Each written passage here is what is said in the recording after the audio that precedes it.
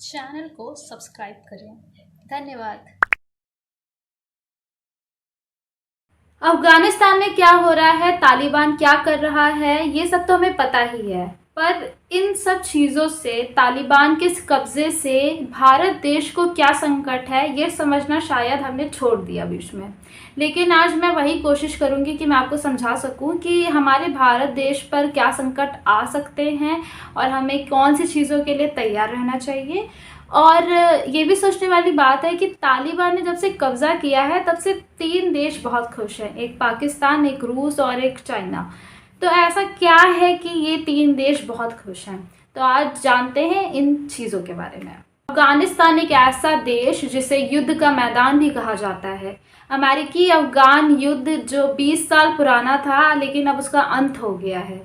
तो ये 20 साल पुराना युद्ध क्या था और अब इसका अंत क्यों हो गया है, इन सवालों के जवाब भी ढूंढते हैं हम।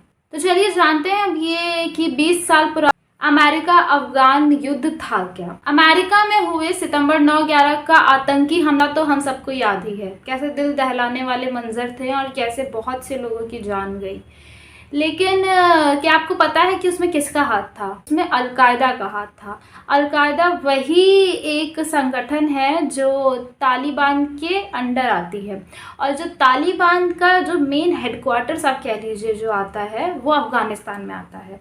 इसी वजह से जो यूएन थी उसने अपनी आर्मी को भेजा था अफ़गानिस्तान में कि वो तालिबान को जड़ से उखाड़ना चाहते थे।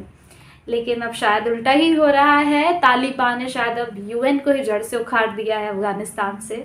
तो 20 साल पुराने इस युद्ध पर अब अंत हो गया है। अब अमेरिकन जो सेना है वह वापस आ गई है यूनाइटेड नेशंस में, और कहा जा रहा है कि अब ये 20 साल पुराना युद्ध ख़त्म हो गया। जो लीडर ने खुद बोला है कि अब ये 20 साल पुराना युद्ध को हम समाप्त करते हैं, और हमने अपने सारे आर्मी ऑफिसर्स को यहाँ फिर से वापस बुला लिया है। अगर मैं आपसे पूछूं कि पाकिस्तान को क्या चाहिए, तो शायद आप सबसे पहले मुझे जवाब यही देंगे कि उन्हें चाहिए कश्मीर, जो उनके बस का नहीं है।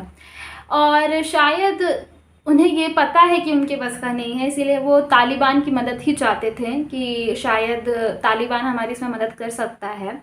और इसीलिए पाकिस्तान ने सोचा था कि हम उन्हें हथियार देंगे, वो हमें कश्मीर देंगे। पर चीज़ ये हो गई कि तालिबान वालों ने ऐसा कह दिया है कि हम ऐसी चीज़ों में इंटरेस्ट नहीं लेते हैं और हम दूसरे देशों के मुद्दों में नहीं घुसते हैं। जो मुझे लगता है कि एक पहली चीज़ है जो मुझे तालिबान वालों की थोड़ी समझ में आई है, कह सकते हैं हम। तो हाँ, तालिबान वालों ने मंत्री को एक तरह से झटका दे दिया है मना करके।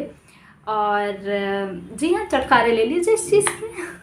फिर तालिबानियों ने एक और संदेश भी जारी किया था कि हम दूसरों के मामलों में दखल नहीं देना चाहते हैं और हम चाहेंगे कि दूसरे भी हमारे मामले में दखल ना दें।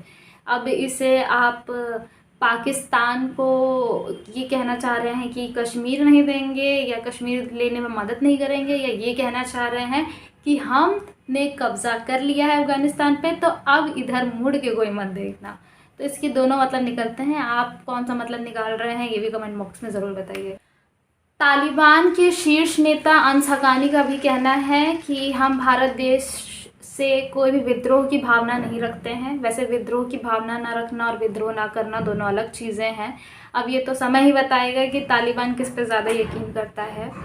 पर हाँ, अब देखना शायद यही है कि जो अब अफ़गान में लोग फंसे हुए हैं वो अपनी ज़िंदगी कैसे गुजारते हैं और तालिबान अपनी हुकूमत किस तरह से चलाते हैं।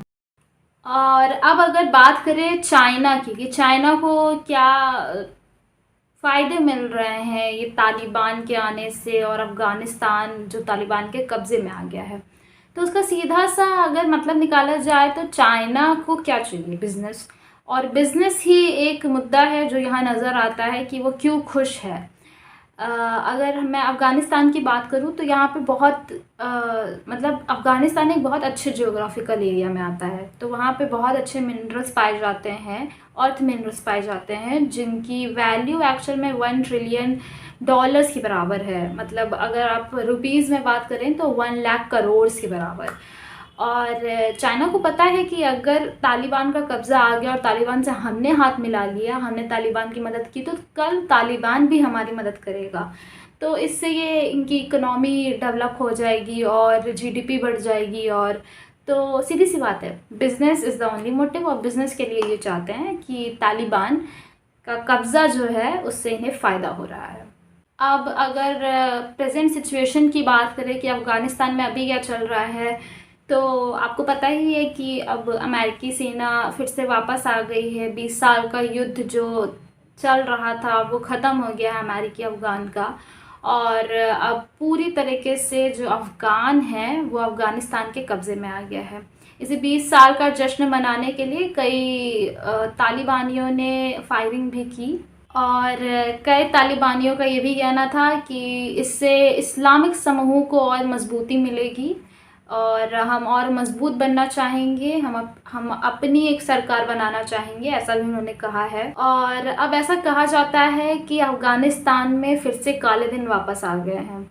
वो काले दिन जहाँ पे सबसे ज़्यादा महिलाओं से उनके हक छीने जाते हैं, जहाँ पर महिलाओं को ना पढ़ने का मौका मिलता है, ना जॉब करने का मौका मिलता है, एम्प्लॉयमेंट और सारी सुख सुविधा सब भूल जाना होता है। आपने अगर पढ़ी होगी खालिद हुसैनी की नॉवल 1000 स्प्लेंडेड सन्स और काइट रनर, तो आपको पता है होगा, आप मतलब जब आपने अफ़गानिस्तान की सिचुएशन सुनी होगी तो आपके माइंड में इमेजिनेशन आ गई होगी कि अफ़गानिस्तान में क्या हो रहा होगा।